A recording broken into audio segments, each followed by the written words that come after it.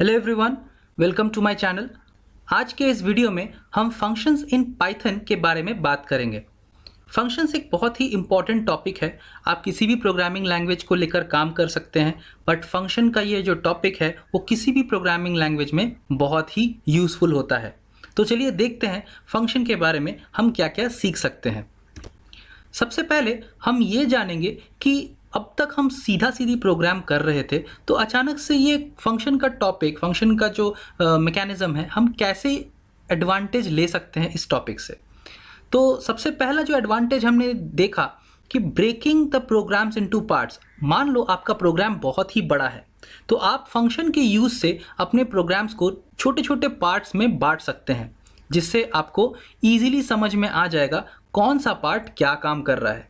दूसरा है reuse of code, मतलब आपके प्रोग्राम की रीयूजिबिलिटी को ये बढ़ाता है। इसका मतलब आपको कोई भी कोड बार बार लिखने की ज़रूरत नहीं है, आप एक बार लिखो और वो बार बार काम करेगा।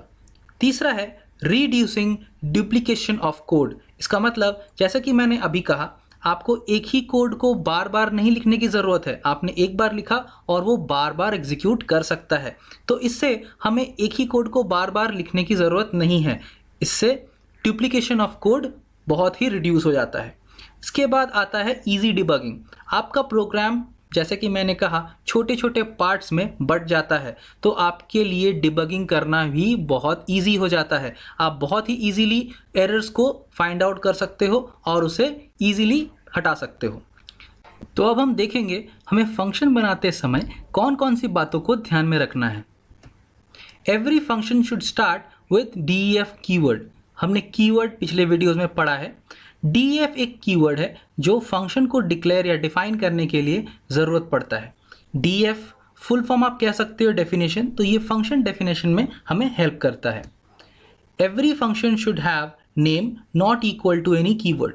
जैसा कि हमने कीवर्ड में पढ़ा था, हम कोई भी keyword function name, class name या फिर किसी भी वेरिएबल नेम के तौर पर यूज़ नहीं कर सकते। तो इसीलिए हम फंक्शन नेम देते वक्त ये ध्यान में रखेंगे कि हमारा जो फंक्शन का नाम है वो कोई भी कीवर्ड के नाम के बराबर या इक्वल ना हो। Parameters, arguments are optional. इसका मतलब हम जब फंक्शन को डिफाइन करेंगे तब हमें ये ध्यान देना है कि जो आर्ग्यूमेंट्स या पैरामीटर्स फंक्शन में होंगे वो ज़रूरी नहीं है, वो ऑप्शनल है, वो हमारे टोटली नीड पे आती है। अगर आपने लेना है तो आप लो या फिर मत लो, वो कोई ज़रूरी नहीं है। इसके बाद every function should have and with colon. जैसा कि हम जानते हैं पाइथन में ये कोलन का बड़ा ही महत्व है। जैसा कि हमने सीखा था इफ़ एल्स में कोलन डालना है, लूप में कोलन डालना है, वैसे ही हम फंक्शन डिफाइन करते वक्त भी हमें कोलन का यूज़ करना है। रिटर्न स्टेटमेंट्स, हमने फंक्शन को रिटर्न करवाना है। हमारा जो फंक्शन है वो रिटर्नेबल भी हो सकता है, नॉन रिटर्नेबल भी हो सकता है। तो अगर हम फंक्शन को रिटर्न करवा रहे हैं तो ये हमारी मर्जी है, हम फंक्शन को वैल्यू रिटर्न करवाएं या फिर एम्प्टी ही छोड़ दें। मतलब फंक्शन आपका एम्प्टी रिटर्न भी करवा सकता है, बट आपने ये ध्यान देना है कि आपका फंक्शन आपके कॉलर पार्ट को ही रिटर्न स्टेटमेंट देगा। इसका मतलब फंक्शन जहां से कॉल होगा वहीं पे आपने रिटर्न करवाना है। Multiple return can be done with tuples. जैसे कि हमने टपल्स का कॉन्सेप्ट पढ़ा है, अगर हम मल्टीपल स्टेटमेंट्स रिटर्न करवाना चाहें अपने फंक्शन से तो हम टपल के ज़रिए ये करवा सकते हैं। अगर हम टपल का यूज़ ना करें तो हम मल्टीपल स्टेटमेंट्स को रिटर्न नहीं करवा सकते अपने फंक्शन से। तो हमें टपल का यूज़ करना है। अगर हम चाहें तो हम मल्टीपल स्टेटमेंट्स रिटर्न करवा सकते हैं। अब हम देखते हैं फंक्शन में आप कैसे लिख सकते हो, मतलब फंक्शन का स्ट्रक्चर आप कैसे बना सकते हो। जैसा कि आप देख रहे हैं, पहले लिखा है हमने DEF, जो कि एक कीवर्ड है, अभी हमने पढ़ा। फंक्शन अंडरस्कोर नेम, यहाँ हमने फंक्शन नेम डालना है। उसके बाद आप पैरेंथेसिस देख रहे हो, वो है फंक्शन आर्ग्यूमेंट। उसके बाद फंक्शन बॉडी हमने लिखा है। उसके बाद रिटर्न स्टेटमेंट लिखा है। फिर हमने फंक्शन कॉल किया है। जैसा कि हम देख पा रहे हैं, ये हमारे फंक्शन के कंपोनेंट्स है। तो पहला है keyword to define a function, ये हमारा कीवर्ड है जो फंक्शन को डिफाइन कर रहा है। उसके बाद फंक्शन नेम, फंक्शन नेम हम कुछ भी दे सकते हैं, बट ये हमें ध्यान रखना है कि वो कीवर्ड ना हो। उसके बाद है पैरामीटर्स, ये ऑप्शनल होते हैं, हम ये दे भी सकते हैं या नहीं भी दे सकते, वो हमारे ऊपर है। तो अब हम देख रहे हैं कि ये एक नॉर्मल सा प्रोग्राम है, हमने एक सैम्पल प्रोग्राम बनाया है जो कि एक फंक्शन को डिक्लेयर कर रहा है। यहाँ हमारे पास कोई भी पैरामीटर नहीं है। जैसे कि आप देख रहे हैं हमारा जो फंक्शन है ऐड, जिसमें हमने कोई भी पैरामीटर नहीं लिया है। तो हम दोनों एग्जांपल्स करेंगे, एक प्रोग्राम करेंगे जो पैरामीटर्स के साथ होगा और दूसरा प्रोग्राम करेंगे जो बिना पैरामीटर्स के होगा। तो आपको समझ में आएगा कि पैरामीटर्स होने या ना होने से क्या चेंजेस होते हैं एक प्रोग्राम में। तो फिलहाल हम प्रोग्राम कर रहे हैं जो बिना पैरामीटर के है। तो हमारा फंक्शन का नाम है ऐड, जो बिना पैरामीटर के है। अगर ये आपको ध्यान रखना है कि अगर पैरामीटर ना हो तो आपको सारा का सारा इनपुट जो आपने ज़रूरत है इस फंक्शन के अंदर, वो आपको अंदर इनपुट करना होगा। इसका मतलब फंक्शन के अंदर इनपुट करना होगा। तो हमने यहाँ पे एक प्रोग्राम बनाया है जो कि 2 नंबर को ऐड करेगा। तो 2 नंबर को ऐड करने के लिए हमें 2 नंबर्स चाहिए। तो जैसा कि हमने पैरामीटर नहीं लिया है तो हमने फंक्शन के अंदर इनपुट करना होगा वो 2 नंबर जो हमें चाहिए। तो जैसा कि आप देख पा रहे हैं हमने यहाँ पे 2 नंबर इनपुट करा है। इनपुट स्टेटमेंट लिखा है ए और बी, 2 वेरिएबल के साथ। उसके बाद हमने सम किया है, सम नाम का एक वेरिएबल लिया जिसमें हम लोग सम कर रहे हैं। उसके बाद हमने रिटर्न कर दिया है उसे, रिटर्न सम लिखने के बाद।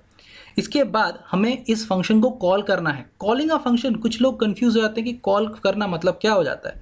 कॉल करना एक्चुअली ये फंक्शन को एक्टिवेट करना हो गया। मतलब आप अगर फंक्शन को लिख देते हो, जब तक आप उसे कॉल नहीं करोगे तब तक वो एक्टिवेट नहीं होगा, उसमें जो भी लिखा हुआ एग्जीक्यूट नहीं करेगा। वही टर्म को हम कॉलिंग अ फंक्शन कहते हैं। तो हमने यहाँ पे एक फंक्शन को कॉल किया है। देखो, रिटर्न स्टेटमेंट के बाद आपका फंक्शन खत्म हो गया। उसके बाद हमने कॉल किया है res इक्वल टू ऐड। अब क्वेश्चन ये आता है कि res क्या करेगा। res रिटर्न स्टेटमेंट को होल्ड करेगा। जैसा कि मैंने कहा था, कोई भी फंक्शन अपने कॉलर पार्ट को रिटर्न करता है, तो ये भी फंक्शन अपने कॉलर पार्ट को रिटर्न करेगा। जैसे कि आप देख पा रहे हो, ऐड जहाँ लिखा हुआ है ये हमारा कॉलर पार्ट है। तो फंक्शन जब कॉल होगा तब उसमें प्रोसेस होगा। प्रोसेस के बाद आपको रिटर्न स्टेटमेंट आएगा। तो कॉलर पार्ट के पास जब रिटर्न स्टेटमेंट आता है, कोई भी वैल्यू हो सकता है, वो किसी वेरिएबल को पास कर देगा।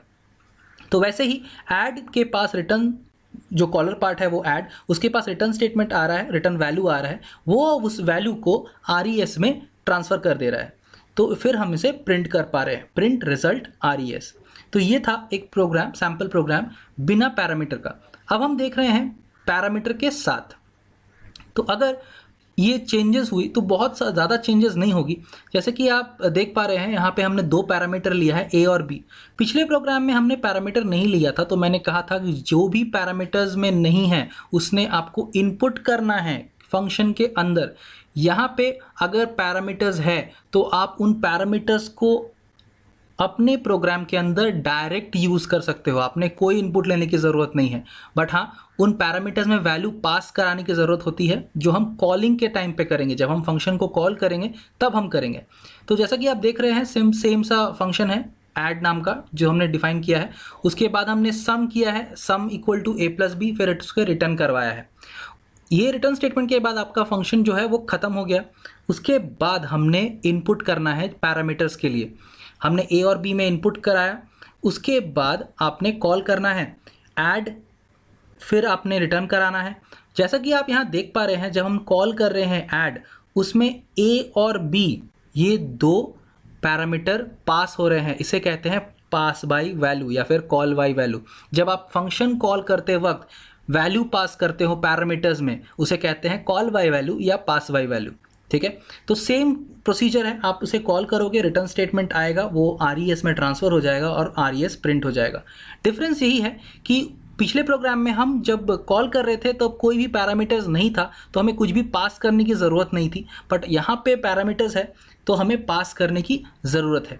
तो आप अपने प्रोग्राम अपने रिक्वायरमेंट के हिसाब से बनाओगे, आप जितने चाहो उतने पैरामीटर्स ले सकते हो। बट आपने ध्यान देना है कि जब भी आप पैरामीटर्स लोगे, सेम फॉर्मेट में आपने इनपुट करना है और उसे कॉल करना है। अगर आप पैरामीटर्स के फॉर्मेट में, मतलब सीक्वेंस में अगर आप चेंज करते हो तो आपकी जो कॉलिंग है वो सक्सेसफुल नहीं होगी, आपने एरर मिल जाना है।